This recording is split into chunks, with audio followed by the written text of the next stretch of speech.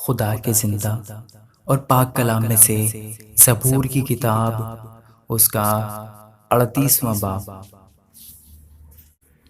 اے خداوند، اپنے قہر میں مجھے جھڑک نہ دے اور اپنے غضب میں مجھے تنبیہ نہ کر، کیونکہ تیرے تیر مجھ میں لگے ہیں اور تیرا ہاتھ مجھ پر بھاری ہے۔ تیرے قہر کے سبب سے میرے جسم میں صحت نہیں، اور میرے گناہ کے باعث میری ہڈیوں کو آرام نہیں، کیونکہ میری بدی میرے سر سے گزر گئی اور وہ بڑے بوجھ کی مانند میرے لیے نہایت بھاری ہے۔ میری حماقت کے سبب سے میرے زخموں سے بدبو آتی ہے، وہ سڑ گئے ہیں۔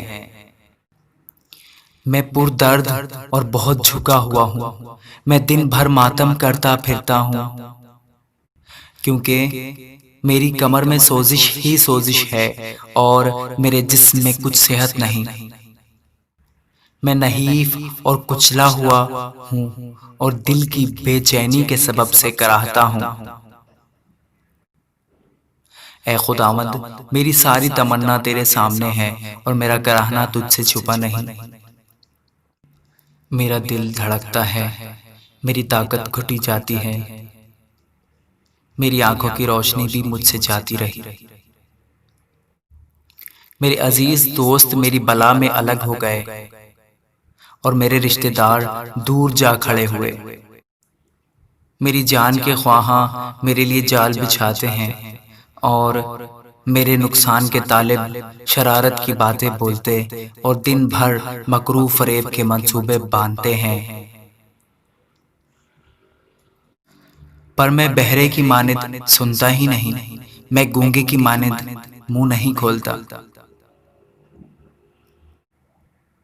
بلکہ میں اس آدمی کی مانند ہوں جسے سنائی نہیں دیتا اور جس کے منہ میں ملامت کی باتیں نہیں۔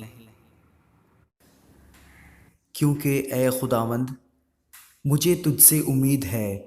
اے خداوند میرے خدا، تو جواب دے گا، کیونکہ میں نے کہا کہ کہیں وہ مجھ پر شادیانہ نہ بجائیں۔ جب میرا پاؤں پھسلتا ہے تو وہ میرے خلاف تکبر کرتے ہیں، کیونکہ میں گرنے ہی کو ہوں اور میرا غم برابر میرے سامنے ہے۔ اس لیے کہ میں اپنی بدی کو ظاہر کروں گا اور اپنے گناہ کے باعث غمگین رہوں گا۔